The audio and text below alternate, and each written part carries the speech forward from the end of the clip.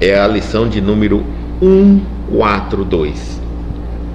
É uma carta, é a primeira carta de Paulo aos Coríntios, capítulo 6, versículo 7. Ele diz assim: na verdade, é já realmente uma falha entre vós terdes demandas uns contra os outros. Por que não sofreis antes a injustiça? Ele pergunta. Por que não sofrei antes o dano? Está perguntando. E vamos ler e depois comentamos. Nem sempre as demandas permanecem nos tribunais judiciários, no terreno escandaloso dos processos públicos. Expressam-se em muito maior escala no centro dos lares e das instituições. Aí se movimentam através do desregramento mental e da conversação em surdina. No lodo invisível do ódio que asfixia corações e anula energias. Se vivem, contudo, é porque componentes da família ou da associação as alimentam com o óleo da animosidade recalcada. Aprendizes inúmeros se tornam vítimas de semelhantes perturbações, por se acastelarem nos falsos princípios regenerativos. De modo geral, grande parte prefere a atitude agressiva, de espada às mãos, a esgrimindo com calor na ilusória suposição de operar o conserto do próximo. Prontos a protestar, acusar e criticar nos grandes ruídos, costumam esclarecer que servem à verdade. Por que motivo, porém, não exemplificam a própria fé, suportando a injustiça e o dano heroicamente, no silêncio da alma fiel, antes da oposição por qualquer revide? Uma pergunta. Quantos lares seriam felizes, quantas instituições se converteriam em mananciais permanentes de luz, se os crentes do Evangelho aprendessem a calar para falar a seu tempo com proveito? Não nos referimos aqui aos homens vulgares, e sim aos discípulos de Jesus. Quanto lucrará o mundo quando o seguidor do Cristo se sentir venturoso em ser mero instrumento do bem nas divinas mãos, esquecendo o velho propósito de ser orientador arbitrário do serviço celeste? Aqui é o momento, né, que Emmanuel tira da mão do cristão qualquer instrumento bélico de guerra, espada, lança e qualquer ideia de iniciativa violenta. Aqui ele está nos despindo totalmente. E é difícil, né, nós entendermos isso. Vamos lá. Vamos lendo agora e vamos comentando. Nem sempre as demandas permanecem nos tribunais judiciários, no terreno escandaloso dos processos públicos. Ah, se fosse só ali, né? Mas nós sabemos que muitas vezes começa antes, durante e depois, porque às vezes a sentença do juiz não agrada uma das partes e as coisas ainda continuam. Expressam-se em muito maior escala no centro dos lares e das instituições. Aí se movimentam através do desregramento mental e da conversação em surdina, que ele considera isso no lodo invisível do ódio que asfixia corações e anula energias. Porque muitas vezes nós, não satisfeitos, essas demandas acabam a gente fofoca aqui, fofoca ali, fala de um, fala do outro. É importante a gente entender que quando eu tiver algo contra um irmão, eu procuro ao máximo não emitir opinião sobre essa pessoa ou qualquer acontecimento ligado a essa pessoa. Isso me ajuda muito a não colocar os meus casos pessoais no meu ponto de vista e convencer pessoas no meu ponto de vista, porque caso lá na frente eu esteja errado, eu vou ter que voltar a bater nos corações que eu também ensinei errado. Enquanto eu tenho um olhar ainda distorcido sobre uma pessoa, tudo bem. A hora que eu perceber que eu estava errado, puxa, tá ótimo. No máximo, peço perdão à pessoa e tá pronto. Mas no momento que eu saio falando desta pessoa com o meu olhar, usando minha palavra para convencer as pessoas a se posicionarem do meu lado contra ela, eu agora contaminei, criei uma obra. Eu estou obrando, fazendo. Eu serei dono desta obra. Se esta obra for falsa, for enganosa, eu vou retornar em cada coração e arrumar o que eu fiz. Por isso que Chico fala assim, para nós, Chico Xavier: eu sou dono de cada palavra que não ditar, mas sou escravo de toda que falar. Então, as nossas palavras são muito importantes. Então, Guto, qual a opinião sobre fulano? Olha, eu não sou bom para falar sobre essa pessoa. Tem algumas coisas aqui que eu não concordo com ela, ou que tá me magoando aqui. Pronto. Tá bom? A Janete tá falando que às vezes uma pessoa que tem uma dificuldade com você, vocês estão sempre em atrito, mas quando você assiste ela com uma outra pessoa, você vê a perfeita sintonia dela com aquela pessoa. E aí então toda aquela dureza que ela tem, toda aquela dificuldade que ela tem de aceitar suas versões, suas opiniões, ela consegue aceitar daquela pessoa tranquila. Então você chega a pensar: meu Deus, essa pessoa não é tão ruim não, ela não é tão mal, o problema dela é comigo. Mas ela é uma boa pessoa, ela é uma excelente pessoa, né? Isso ajuda, como a Janete falou, você parar e falar assim: não posso falar dessa pessoa, porque o que eu falo é a relação dela comigo, não é dela com você ou dela com quem for. É igual patrão e funcionário. Tem dois numa sala e um patrão só. Você pergunta para um, é péssimo patrão, para o outro, maravilhoso. Tá vendo? Porque as relações dependem muito de quanto nós investimos nelas. Investir significa perdoamos, paciência, tolerância, disposição, tá? Tem gente que não faz questão disso, então ela não tem muita amizade, e até as pessoas não gostam muito. Tem outros que fazem questão disso, então tem mais amizade e cativa mais, ou seja, tem pessoas que cativam mais, tem pessoas que não cativam, não faz questão de ser cativado. É assim. Então a relação entre nós não podemos definir uma pessoa por ver ela. Olha, quer ver uma coisa? Por ver ela, a forma como ela trata. Ó, mãe, você vê uma mãe ruim com o filho, e com o outro ele só falta subir em cima dela e fazer ela de cabelinho. E agora, ela é uma boa mãe ou uma má mãe? Com certeza desequilibrada. Mas é boa ou é ruim? Tá vendo? Porque qual é a relação, né? A gente vai falar assim, mas em tudo é assim. Então, eu tenho algo com essa pessoa, eu quero me omitir em relação às minhas opiniões, meus pontos de vista, eu preciso analisar mais aqui dentro. Sempre sai fora nesse sentido, para que você não acabe sendo o autor do mal entendido de uma pessoa, de um amigo seu, de um terceiro, que se contamina com a sua opinião e parte para cima dessa pessoa, cometendo uma injustiça. Você vai ser aquele que foi o autor, tá? Então toma muito cuidado, e é muito importante isso.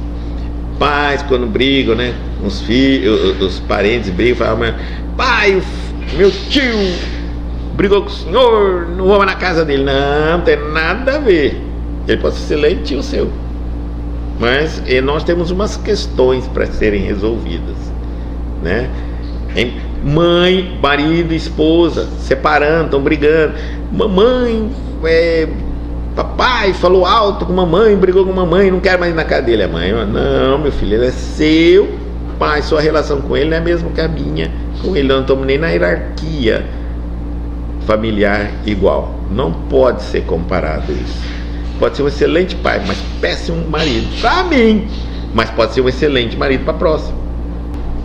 Então precisamos deter o lodo invisível do ódio e que trabalha na surdina, é a maledicência.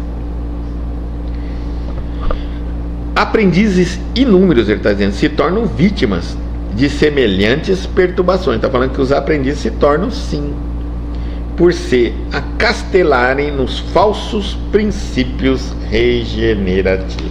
Qual é um falso princípio regenerativo? Né? Que princípio é esse? Falso regenerativo. Essas frases prontas que as pessoas macetam na sociedade, tipo, faça tudo para ser feliz. Você grava um negócio desse, vai acabar com sua vida. Não faça tudo para ser feliz. Tudo tem limite.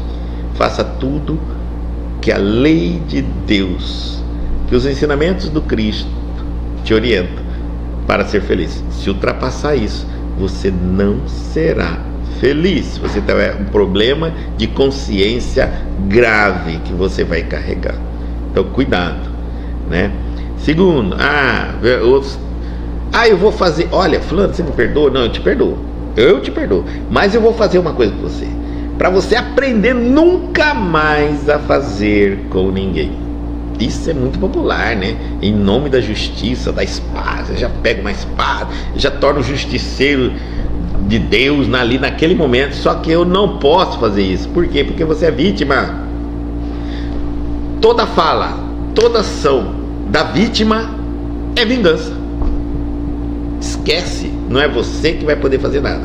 Qualquer um pode fazer, menos você. Você é vítima, pronto, acabou. Qual então o meu papel? Perdoar. Trabalhar com o perdão. Não tem como ensinar. Bom, se o exemplo de perdoar ensina, parabéns. Ele é observar, ótimo. Mas só isso. Não pode fazer mais nada achando que você tem o direito de ensinar. Não tem. Você pode achar que não está se contaminado. Está. Você pode achar que não está com raiva. Está. E você pode achar que você não está se vingando, mas está. Nós chamamos de vingança disfarçada. É quando eu ponho uma maquiagem cristã nela. Tá? Então, isso aí é uma forma da gente fazer princípios regenerativos falsos. Outro é: você não sabe o que você está fazendo. Como eu, tenho mais experiência, mais conhecimento e condições de te impedir, eu vou te impedir para você não cair no erro. Outro princípio regenerativo. Os pais fazem muito isso com os filhos, usando um princípio regenerativo. Eu vou te impedir que você erra, porque eu tenho condições de te impedir isso. Maridos possessivos. E aí ele nos diz assim: de modo geral, grande parte prefere a atitude agressiva de espada às mãos, esgrimindo com calor na ilusória suposição de operar o conserto do próximo. Aqui que nós falamos. Nós adoramos a posição do convertedor do mal ao bem, do pecador, do castigador, do castigador que converte o pecador no pecado das pessoas. Nós acreditamos, é muito difícil trabalhar com isso, eu sei, é um gatilho nosso, uma crença. Nossa crença é muito mais forte do que religião, qualquer coisa assim, muito mais dentro do nosso inconsciente. Nós acreditamos mesmo que eu posso mudar. Como pai, às vezes eu tenho que lutar com a ideia de que eu vou mudar o meu filho, a minha filha. É uma coisa muito forte, inconsciente na gente. É como se a sociedade me desse o título de pai, acreditando que eu só seria um bom pai se eu fosse capaz de mudar o destino dos meus filhos, a ação dele. Não, isso é um erro, um conceito errado. O papel dos pais é dos benfeitores, é educar, aconselhar até um certo tempo. Depois é o melhor amigo. Sua paternidade, mãe, pai, é até os 16. Depois dos 16 é grandes amigos. E se não for, vai perder seu filho para os amigos. Tá certo?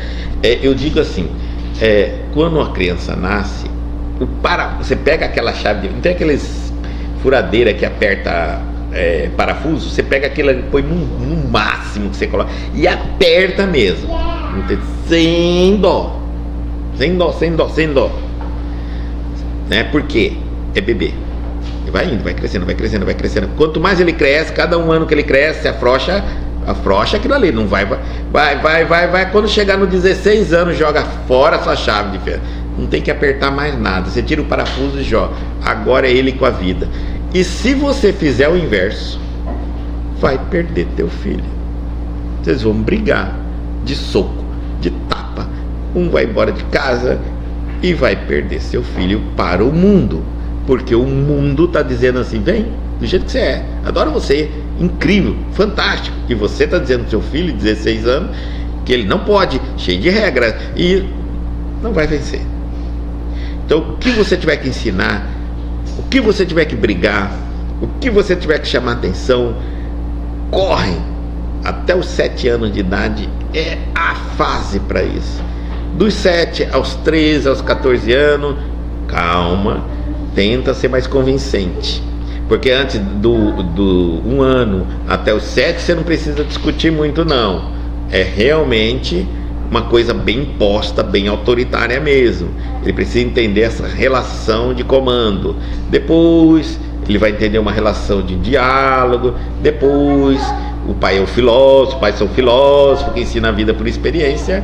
E depois, só quando ele te pedir sua opinião. Porque nem isso você vai conseguir com o filho. O filho queria conversar com você, mas eu não procurei você. Quem disse que eu quero sua opinião? Você já está ultrapassado, já não sabe mais nada, as coisas já mudaram. E pronto, você ficou. Prontos a protestar, acusar, criticar. No concerto do próximo. Então, resolvemos. Nós trazemos isso mesmo, de queremos sempre ser o salvador, o punidor, o mestre de alguém.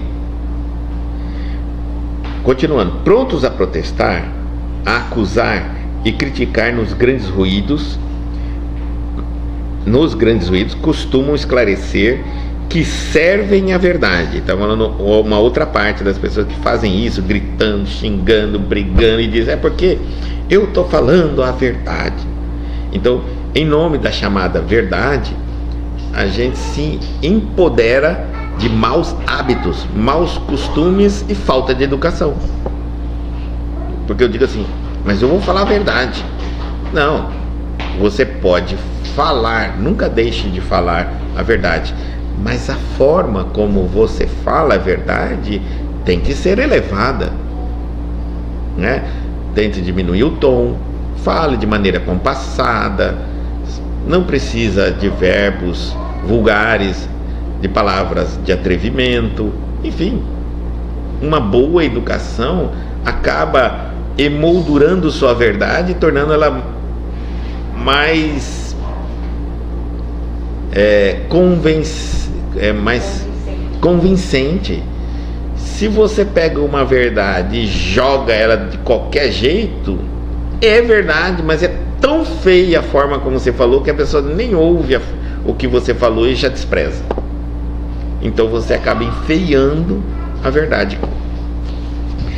Então, por que motivo, porém, ele está dizendo, já que temos essa imposição de querer fazer as coisas com o jeito da nossa mão, ou então falar do jeito que vem na cabeça, E aí ele diz assim: então por que motivo, porém, não exemplificam a própria fé?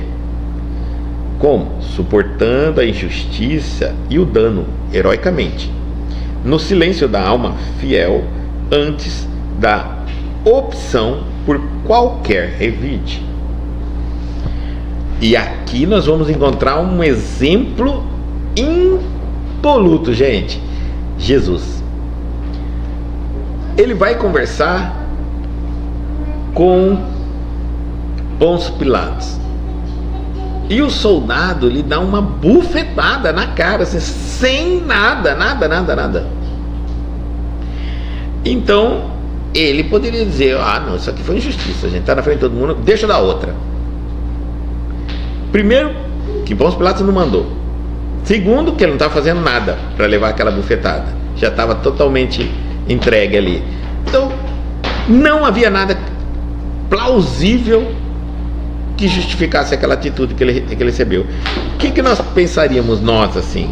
Ah, essa eu não vou não. Essa eu vou ensinar esse guarda. Ou então, opa, peraí, o negócio não é assim. Esquece. Ele diz assim: homem, por que me bates? Se te fiz algo, diga-me. Olha, um mestre é sempre um mestre. Ele olha nos olhos do... Aquele guarda tremeu diante de Jesus, saiu de fininho. O Pôncio Pilatos não chamou a atenção dele, mas ele se recolheu e sumiu de cena. Se Jesus tivesse revidado, dado um bufetão nele, ali os dois iam brigar e ele ainda se sentir muito bom. Não, aquele homem sentiu-se um nada, porque Jesus fez ele raciocinar sobre o comportamento dele. Não absorveu a energia violenta do homem, nem refletiu esse nele. Pelo contrário, ele dissipa a violência, chama o homem para crítica dos atos, observação dos seus atos, como um pai deveria fazer a um filho quando ele está em comportamento errado. Mostre o filho, não enfrente o filho, não chame para um debate violento, mas mostre ao filho o comportamento dele. Todos nós temos uma consciência infalível, e é lá, bem na profundidade da nossa consciência, está escrito todas as leis de Deus, todas elas, todos nós, sem exceção. Quando um educador educa, ele não ensina. Quem ensina é professor. Educador educa. Pai e mãe não ensina, pai e mãe educa. Quem ensina é o professor. Pai e mãe tem que trabalhar essa técnica do Cristo, que é extrair do espírito milenar, porque não é a primeira vez que ele reencarnou na Terra, não tem esses aninhos maravilhosos que ele tem, já veio de diversas reencarnações, é um espírito de 10, 40, 50 mil anos de existência, falou diversos idiomas, vai viver em diversos locais, já esteve em diversas raças. Então quando ele pensa e fala assim: eu vou educare, extrair de dentro dele uma visão sobre ele próprio. Eu quero que a consciência dele faça uma ligação com o consciente dele. Eu quero que ele tome consciência da sua consciência. Olha que coisa doida, mas é isso mesmo, entendeu? Por isso que ele falou: homem, por que me bates? O homem parou, pensou: mas por que eu bofetei ele? Ele não xingou o homem. Ele pergunta ao homem, para o homem pensar sobre a atitude dele. Se eu te fiz algo errado, pergunta: eu fiz algo de errado? Meu filho, você está fazendo isso. Por que você faz isso? Você acha que está certo? Muitas vezes, o que os nossos filhos estão fazendo está errado, mas a causa é certa. Por exemplo, ele pode estar em um nervoso de algo certo, mas no nervoso descontrolado, ele está errando. Mais uma vez, ele está emporcalhando a causa. A gente fala assim: a causa é nobre, você tem razão, mas o que você está fazendo por ela está acabando com ela. Tá bom? Então, aí eu faço ele refletir: filho, o que você está fazendo? Olha o que você está fazendo. Por que você está fazendo? Você está fazendo tudo isso porque você tem razão, mas a sua razão é nobre. Você está certo, eu te apoio, baixo a cabeça. Mas o que você está fazendo eu não posso permitir. Joana de Ângeles recomenda parar de reagir. Começa a agir. A ação vem como um resultado de um raciocínio, de uma consciência. Reação instintiva. E nós deixamos a razão, a reação nossa tomar conta na nossa vida, e é onde a gente só entra cada vez mais em confusão. E aí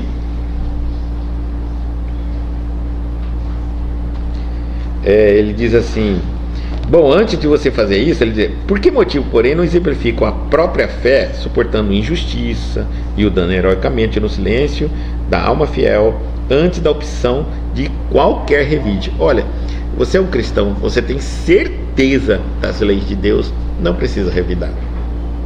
Não precisa revidar. Acalma, deixa o tempo passar. O tempo vai mostrar o que você no momento do calor está enxergando demais, está enxergando distorcido, está enxergando injusto, está enxergando justo.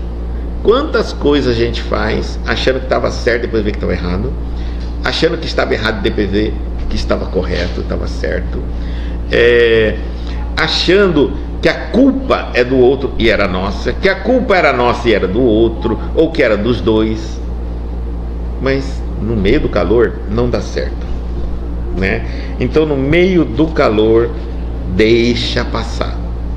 Ah, mas quanto tempo? Há coisas que demoram muito tempo, mas é melhor do que você entrar em um conflito e cair do limite mínimo que nós falamos na outra negócio, do amor fraternal. A partir do momento que você pensar em tomar uma atitude que não mais representará uma consciência de irmãos, filhos de Deus, você acabou de perder todas as suas razões. Porque pior que a pessoa seja, você tem o direito de nunca mais vê-la. É o seu direito. Ela também é de você. Mas de tentar destruí-la, de tentar fazer mal a ela, de qualquer tentativa ou pensamento que infrinja essa lei de irmandade com um Deus que é o Pai de todos nós, você não tem esse direito. Aí você vai cair num outro problema.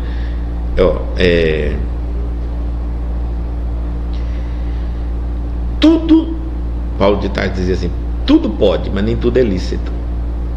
Você pode ultrapassar os limites, mas não é lícito. Pode e deve. Você pode tudo, mas não deve tudo. Poder, você pode tudo. Seu direito, você tem o livre-arbítrio, não é isso? Mas não deve. Qualquer atitude que ultrapassa o limite do deve, você tem crise de consciência. Culpa. Culpa gera tristeza. Tristeza, aflição. Culpa gera ansiedade, depressão, alcoolismo, droga, e aí vai embora. Cada um tem uma característica da sua personalidade, cada um vai pegar essas situações e extravasá-la de alguma maneira. De alguma maneira você vai fazer isso? Para tentar se equilibrar. Você vai deixar de sofrer de um lado e vai sofrer do outro. Mas tem pessoas que ainda vai demorar para tomar essa consciência. Vai. Né? Ainda ele vai fazer, mas depois lá na frente ele vai tomar consciência, mas tem momento que ele não vai. Né? Pode demorar muito ainda para chegar a esse. Às vezes uma reencarnação inteira não vai ser suficiente para ele acordar. Ele vai acordar só quando ele partir lá do outro lado, é que ele vai tomar consciência, entendeu? Mas aí que está o nós, somos cristãos, acreditamos na reencarnação, na nossa continuidade de vida. Então, por que estamos com pressa numa única existência? Esse é o problema nosso, o nosso imediatismo. A gente quer agora, né? A gente quer a lei de causa e efeito agora. O trombadinha bateu minha carteira, buf, a polícia já pegou ele, já prendeu. Não vai acontecer isso. Não vai, gente, não vai. Porque existe a justiça, para ser justa, não pode impor. Não pode impor. Se ela impõe, então está sendo aqui colocado a vontade de algo. E se está sendo colocada a vontade de algo, não somos livres. Então, vamos lá. O mal, eu sou uma pessoa má, eu vou fazendo o mal. Enquanto porque para mim, eu não estou fazendo o mal. Eu estou fazendo o que eu acho que é certo. Quando eu pego a carteira de alguém, para mim, eu tenho meus motivos. Eu estou passando fome, eu não arranjo emprego, esse país é assim mesmo, e bobó que está com a carteira para fora mesmo. Pronto. Se você não quer que eu roube, guarde sua carteira. Você é rico? Pode, vai arranjar outro emprego. Pronto, assim que eu penso. O outro, o dono da carteira, acha isso terrível. Isso não pode, cada um tem sua visão, né? Ninguém está errado. Na sua visão de cada um, ninguém está errado. E ali nós estamos vendo. Esse aqui continua roubando. Rouba um, rouba dois, rouba três. A hora que ele vai encontrar com as contas dele, é quando ele toma consciência e diz, um momento de crise dele, ele vai dizer assim: será que eu estou fazendo certo? É esse momento. Então a justiça, as leis, nós chamamos de providência divina, encaminha, pronto, ele abriu a dúvida. Quem abre dúvida quer resposta. Antes ele tinha certeza que o mal que ele fazia não era mal, então não adianta conversar com ele, não adianta nada, nenhuma situação vai mudar ele, deixa ele. Mas uma hora ele fala assim: será que eu tô certo? Pronto, perguntou, a providência divina vai encaminhar as respostas através das consequências. Aí cada consequência que vai acontecer, aí ele vai ser pego, vai prender uma vez, prender duas vezes, outra vez, até ele respondeu para ele. Inclusive, aí quando ele for procurar alguém vai falar assim: o que é sua consciência? Ele falou assim: eu roubava a carteira mesmo, mas eu achava que era certo. Meus pais, nasci na favela, lá todo mundo fazia isso, meus amigos desde pequeno, meus pais também foram, e assim era a vida, né? E aí um dia tudo começou a dar errado para mim. Eu queria saber se a roubar a carteira é correto. Eu digo: o que sua consciência te respondeu? Como assim? Como que a vida te falou? Me ferrei bastante. Então te respondeu. Compreenderam? Deus está com todos nós. Pergunte, ele responde, mas permita a resposta. Às vezes é dura. Então todo mundo que é preso, pego por alguma coisa, foi preso, é porque ele permitiu, já se abriu para conseguir. Sem dúvida. E o ladrão que não pega ele acha que tá certo, tá por uma causa, tá maravilhoso, tá fantástico, entendeu? Mas uma hora ele vai ter dúvida. Às vezes, e esse meio, essa forma dele ter dúvida é de muitas maneiras. Pode ser que algo aconteça com uma pessoa que ele ama muito E então, pela primeira vez, ele vai ter que dizer que aquela pessoa que age como ele não está certa. E se isso é possível, ele pode não estar certo. Pronto, abriu. Agora a justiça vem e responde. E vai dar para ele várias situações de resposta até que ele se convença de que realmente continuar nessa vida, ele só vai ter essas respostas. Então ele muda de vida. Quem muda de vida? Ele. Não existe um senhor de barba com aquela camisola branca, cheio de anjinho, que vai descer aqui e forçar ele a fazer isso. Não.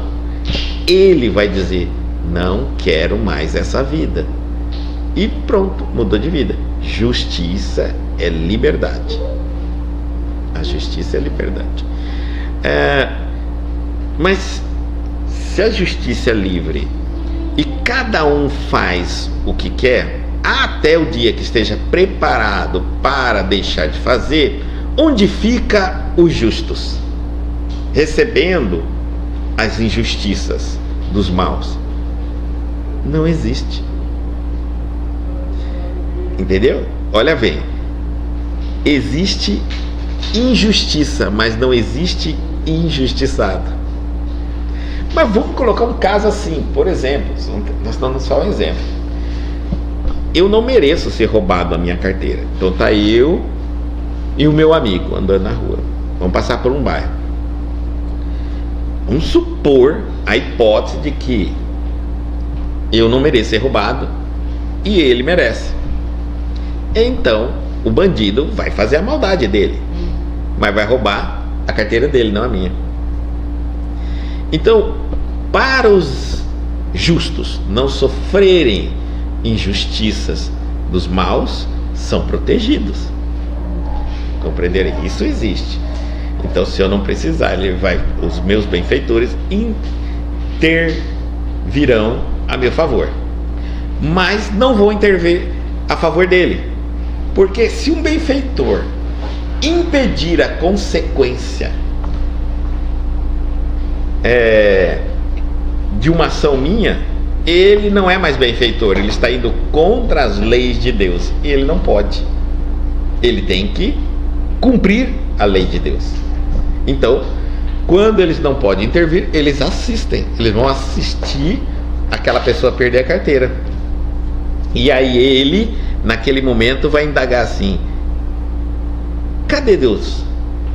Pronto, agora é o momento do benfeitor entrar na jogada. Acabou de fazer a pergunta. Nosso movimento em busca da verdade tem que ser clara. Nada é imposto em nós. Por isso que ele falou assim, buscai e encontrará, batei a porta e ela se abrirá. Duas ações de quem pretende ela. Nunca disse: a porta será aberta e você tragado para dentro. Mesmo que você não queira, a verdade vai te tomar conta.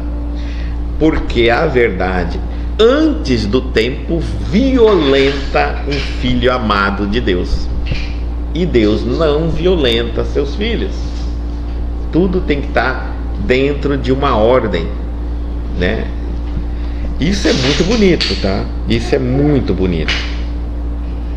Então, quantos lares seriam felizes, ele está dizendo? Quantas instituições se converteriam em mananciais permanentes de luz se os crentes do Evangelho aprendessem a calar para falar a seu tempo com proveito?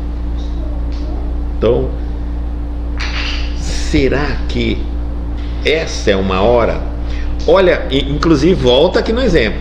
Jesus disse assim para o guarda: por que me bates? Homem, por que me bates? O que fiz de errado? Ué, Guto, ele não é mestre? Qual a diferença do mestre e professor? O professor ia falar assim: por que você me bateu? Você não é mal educado, seu pai e sua mãe não te dão educação, entendeu? Porque ele queria impor. Às vezes o professor quer impor o conhecimento dele, porque também aprendeu assim o nosso método, né? A gente tinha que, se você errasse o conceito numa vírgula, numa palavra, estava tudo errado. Seu pensamento não importa, você tinha que guardar aquelas palavras exatamente igual. Você tinha que falar você transmitia, né, aquilo ali. Então o professor, ele tenta inclusive moldar. O mestre não. Ele sabia que aquele homem que o bateu nem sequer o reconhecia, e que não adiantaria absolutamente nada ele falar para aquele homem. Estava muito além dele. A própria atitude dele, ele deu uma chave para o homem. O mestre é isso. Ele falou assim, mestre, por que mais? Ele falou assim, eu vou te dar uma chave. Se você quiser, você se liberta da sua ignorância, porque eu vou te fazer uma pergunta que vai ficar martelando na sua cabeça. Você pode falar assim, é um pobre coitado, ou pode simplesmente dizer, é verdade, porque eu tenho esse comportamento. Pronto, perguntou, tudo vai acontecer. Então o mestre é aquele que testa inclusive o seu discípulo. O discípulo quer aprender, mas então vamos ver se você quer aprender. Faça umas perguntas e veja se o discípulo vai conseguir encontrar suas respostas. Se consegue encontrar, está pronto para ser clareado, porque o mestre só clareia o que se abre e se permite ser clareado. O que ainda está fechado não é violentado. Quando você fala que é só perguntar e a resposta vem, eu pergunto, nunca vem. Vem. É que ela talvez não seja o que você gostaria de ouvir, mas vem. Nosso inconsciente é infalível. Devido a essa teoria, não sou eu que criei. Sigmund Freud quem criou. O que é o catarse? Você vai falando, pondo para fora, daqui a pouco você já está analisando o que você está colocando, já está concluindo, seu Deus interno já deu a resposta. Às vezes você, despreparado, não captou a resposta no que você falou. E aí o psicólogo diz, isso aí, a partir do momento, lembra que você falou isso, é isso. É isso. Quanto tempo você levou para fazer essa catarse? Aí depende de cada um se está em busca profunda ou não dessa verdade. Muitas vezes, como você falou, tem pergunta, tem várias vezes um monte de respostas e nunca para de perguntar, porque eu ainda estou no hábito da pergunta, mas não estou buscando a resposta. Nós temos vícios de comportamento. Umas vezes eu reclamo, mas não é que porque eu estou reclamando eu quero a solução do problema, eu só estou reclamando. E aí quem se atrever a me ajudar, eu vou falar, por que você está metendo na minha vida? Porque eu não aguento mais ver você falar tal coisa. Mas deixa eu falar, se não aguenta, sai de perto. Entendeu? Ele quer continuar reclamando. Outro, pergunta, viciou na pergunta, mas não observa a resposta. E o outro, cada um de nós temos um hábito, e nós nos moldamos à situação. O nosso contato com a espiritualidade é muito grande. Jamais estamos sozinhos. E há um enorme esforço da espiritualidade em nos auxiliar. O problema é nós, que nem sempre queremos esse auxílio da forma como vem. E aí então as coisas começam a ficar um pouco difíceis, porque eu quero sim um auxílio, mas eu quero um auxílio assim. Mas assim não dá. Bom, se não for assim, eu quero assim assado. Não pode também. Entendeu? E aí vai indo. E nós vamos negociando. Essa ideia foi mudada na nossa cabeça há muito tempo atrás, criando um Deus longe de nós, e a ideia de que existe o milagre e um poder supremo nele, então eu não tenho que fazer nada. Eu estou aqui nesse mundo e a única coisa que eu tenho que fazer é pedir. Aí eu peço de joelho, peço em pé, peço uma vez, peço 2 vezes, quem mais pede, porque só pedir. Só quem pode dar é Ele. Não é assim que nos educaram? E nós aprendemos isso. Então, eu não acho que tem que fazer nada, só pedir. peço perdão, peço dinheiro, peço relacionamento, peço trabalho, peço. Aí vem a doutrina e diz assim: não tem jeito, você tem que fazer reforma íntima, porque você não precisa pedir nada, absolutamente nada a Deus. Se Ele é bom, já te consentiu o que você pretende. Se Ele é justo, tem que ver se você merece. Se você não merece, Ele não é justo. Se Ele é justo, você merece. E se você merece, tem que ter itens que levam você ao merecimento, trabalho que leva você ao merecimento, que nós chamamos de reforma íntima. Se você merece, Ele é bom e todo poderoso, pode tudo, por que você não recebeu? Aí vem a nossa pergunta de novo para nós: por que eu não recebi? Porque eu tanto quero, tanto peço, e eu já fiz de tudo para pegar e não pega. Pode ser que está um dos 3 itens. Vamos lá, vamos testar. Vamos testar das forças divinas no seu pedido. Deus pode tudo ou não pode? Pode. Então não é o poder de Deus. Deus é bom ou não é? É. Então não é a bondade de Deus. Deus é justo, soberanamente justo. É aí, justiça. Como que você tem certeza que você merece? Agora vem um problema de consciência de cada um. Bom, vamos lá. Como que vem, né, esse merecimento? Como que vem? Eu já fiz tudo que eu precisava fazer nessa relação com Deus. Eu mesmo me analisar se realmente eu tenho méritos. Por exemplo, eu sou uma pessoa, eu quero um relacionamento na minha vida, eu quero um relacionamento, mas eu sou nervoso, muito nervoso, sou explosivo. E aí eu vou lá e peço a Deus um relacionamento. E Deus só manda problema para mim, porque todo um relacionamento meu dá briga. Ei, Deus parece que não entende, parece que o mais rezo, mais o diabo aparece. Não é assim que a gente fala? E mano, aí um dia eu vou parar e pensar: por que Ele mandou um bom relacionamento para mim, né? Aí eu vou pensar: Ele pode? Pode. Ele é bom? É. E o merecimento?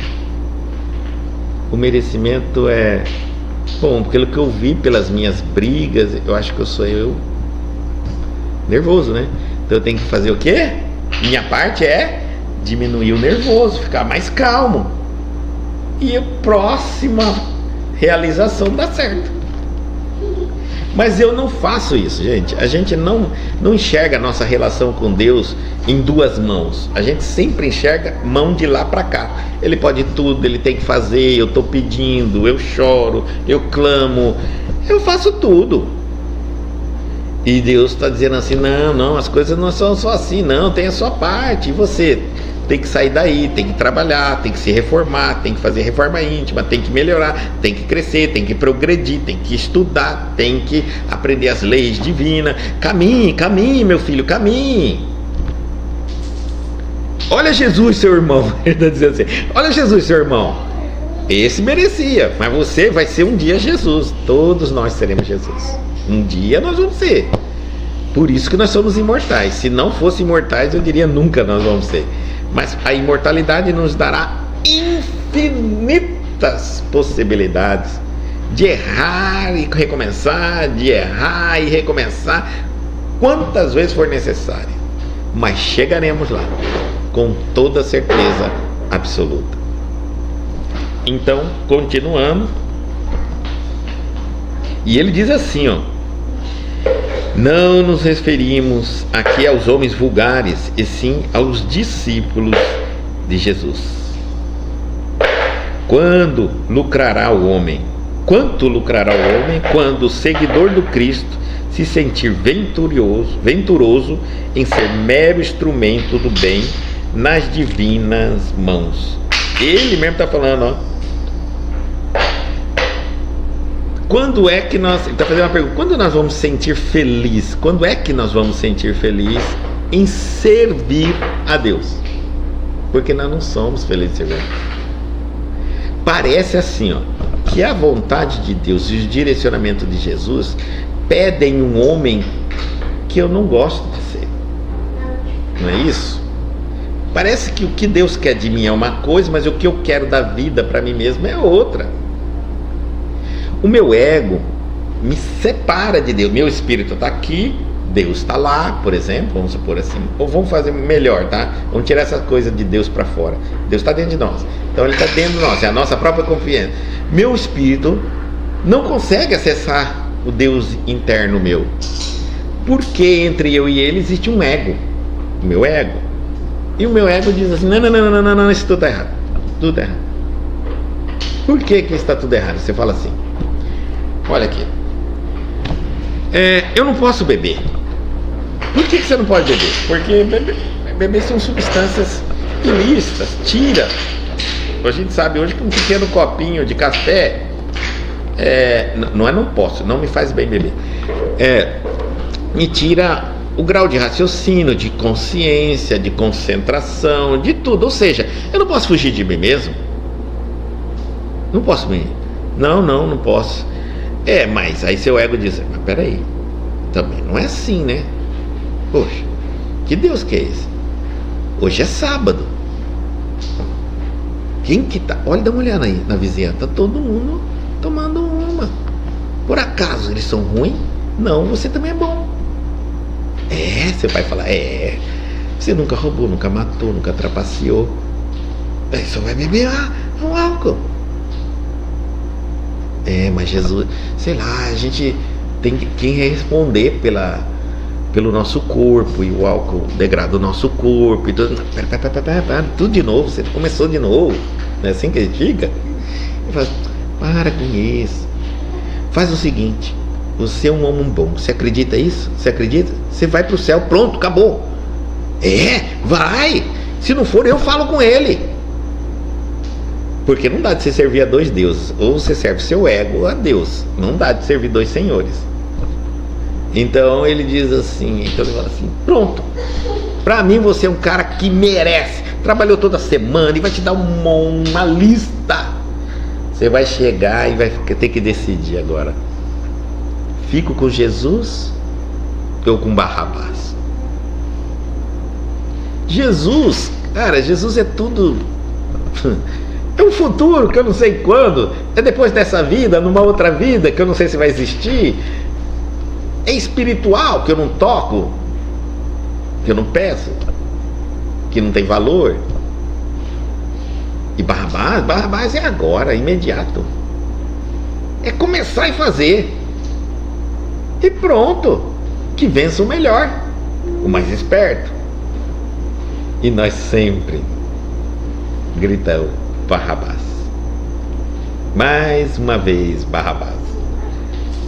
Junto com ele, de mão dada com ele, vamos tentar vencer o mundo, derrubar os romanos, se libertar da escravidão, da nossa maneira, da maneira egocêntrica, egoísta. Não tem amor fraternal. Os romanos são nossos inimigos, e aqueles que estão contra nós nesse mundo têm que morrer, ser eliminados. Deus tem que castigar, Deus tem que punir. Deus, e se de repente esse Deus já é um Deus dos judeus, do Antigo Testamento.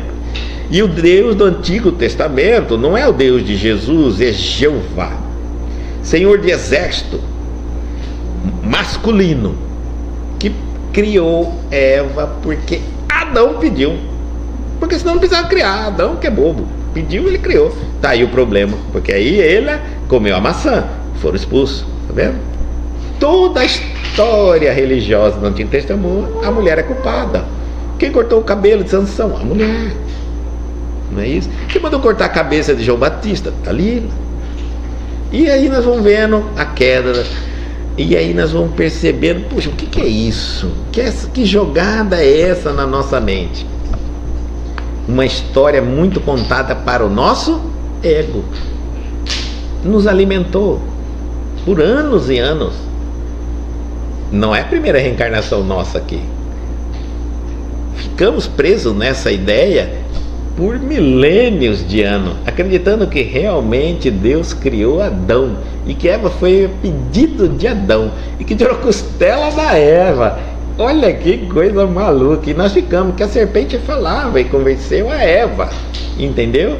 E fomos presos dentro dessa filosofia, porque ninguém queria que a gente soubesse que Deus está dentro de nós e que toda a história, desde da construção da Gênese e bíblica, é nossa história. Quando nós nos identificarmos com as Escrituras, você vai ler seu diário da tua própria vida ali e vai então dizer assim: meu Deus, olha que achei a serpente, meu ego. Encontrei a força masculina e feminina na minha personalidade. Como eles foram manipulados pelo meu ego. Olha seu ego manipulando. Você vai deixar isso barato? Vai deixar isso ser homem, não é? E para a mulher, vai deixar isso aí? E a feminilidade manipulada? Como é que ele foi manipulado? Descobriu-se. Então veio o sexo. Veio todo o performance feminino no campo da sexualidade. Eva se viu nua, Adão se viu nu. Por quê? Porque naquele momento egos diferem, homem, mulher. Compreenderam? Então nós estamos vendo toda essa política. Eu falo que é uma política dentro da história religiosa. E nos prende. E olha só o que ele diz assim, ó. Por isso que ele fala, não nos referimos aqui a homens vulgares, aos discípulos. Somos nós, cristãos. Ele fala que um dia nós vamos sentir venturoso, escolhido, completos, saciados por servir ao bem, por servir ao Cristo. Não é servir a Jesus Cristo. Jesus Cristo é um ser, mas servir ao Cristo interno nosso, esse potencial evolutivo adormecido dentro de nós, a centelha divina que está em nós. Quando nós nos libertarmos do ego nosso e então aceitarmos que não somos uma pessoa, mas somos um espírito, que não morremos, que somos imortais, que somos energia e não matéria, que isso aqui é porque tudo colocado. O ego não sobrevive no mundo espiritual. O reinado dele é aqui. É aqui que tem todas as ilusões do mundo. Aqui tem os prazeres, tem as emoções. O espírito, quando desenvolve, tem sentimentos. Que coisa curiosa. Esses dias nós falamos sobre choro. O espírito não chora. Quem chora é o corpo. Então nós não somos o que olhamos no espelho. O que nós vemos no espelho é um retrato rápido do que estamos. Nunca fomos, segundos daqui para trás, nunca fomos assim. E nunca mais seremos segundos daqui para frente. A nossa aparência vai mudar na inconstância do tempo. Isso é o problema do ego. A inconstância. E para o espírito, a explicação da liberdade. O espírito anseia isso, sair da cruz do corpo humano, se libertar das reencarnações.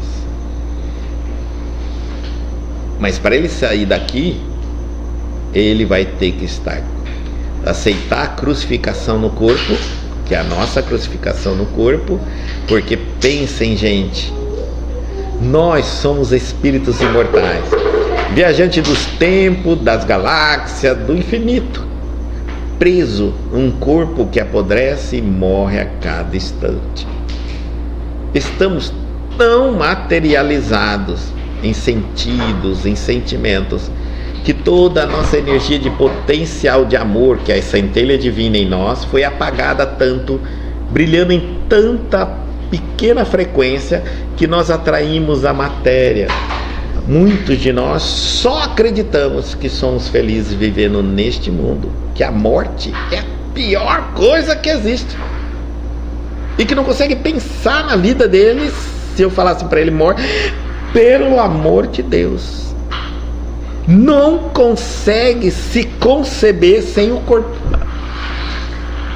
Para essas pessoas, a velhice é um tormento, a doença é um castigo, o sofrimento nem deveria existir. Mas para os espíritos, isso é apenas uma etapa da nossa evolução. Sair daqui é uma meta, não retornar é um grande prêmio.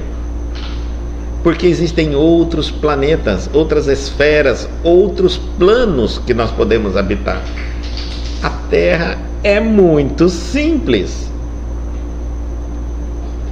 Ainda existe injustiça, maldade, perseguição, doença, fome, guerra, dor. E nós lutamos, mas lutamos até a morte para ficar aqui. E se pudéssemos negociar com Deus, negociaríamos. Entre matar e morrer, matamos e dizemos é legítima defesa, porque nós preferimos viver num mundo como este do que para o mundo espiritual. Porque não nos adaptamos, somos espíritos dominados por um ego tão forte que não conseguimos viver no mundo espiritual, que é a nossa pátria. Não conseguimos ser livres sem ser oprimidos. Compreenderam?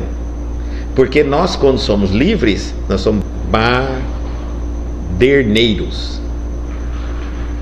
Confundimos liberdade com baderna, com indisciplina.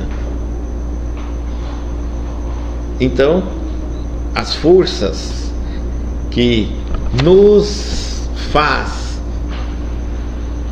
que regem esse planeta, elas não foram criadas para que nós, um espírito, amasse esse planeta. Por isso que quando nós vamos tendo um pouco de espiritualidade, nós vamos desligando da vida física, porque a partir de agora em diante, o nosso sonho é retornar à nossa pátria espiritual e cumprir essa jornada rápida, que passa muito rápido, muito rápido. Todos que foram sempre tem algo para fazer que não deveria morrer naquele tempo. Entendeu? Difíceis que partem daqui dizer, fiz tudo que eu tinha que fazer. Não tem. Perdemos muito tempo iludido nesse mundo, cultivando o nosso ego, brindando, acendendo velas, dando... nós servimos muito ao nosso ego e pouco a Deus. Então o tempo passa, e quando morremos, ainda não aprendemos com a morte a separar o nosso ego. Partimos para o outro lado, somos espíritos, e lá do outro lado alguém nos pergunta, e você? Eu continuo dizendo, eu sou Guto. Como você é Guto? Você já morreu, você não é mais Guto. E quando a gente fala isso, alguém fala, mas meu Deus, então o que você é? Espírito. É tão difícil que a gente fala assim, eu tenho um benfeitor? Tem, como é o nome dele? Não é isso? Mas se ele é um benfeitor, ele já está evoluído, ele já se libertou do nome. O ego. Nós levamos tempo para despersonalizarmos e nos tornarmos a identidade espiritual que somos. O amor fraternal vai nos ajudar quando nós tentamos entender que o limite mínimo que eu posso sentir por alguém é o amor fraternal. O resto é ilusão. Mas ali é o que eu começo. Porque se há outro amor diferente do fraternal, é o paterno. Mas que pai? Que é só pai nessa. Na outra não é mãe, irmão e tudo. O fraternal é o início, o meio e o fim de todo o processo.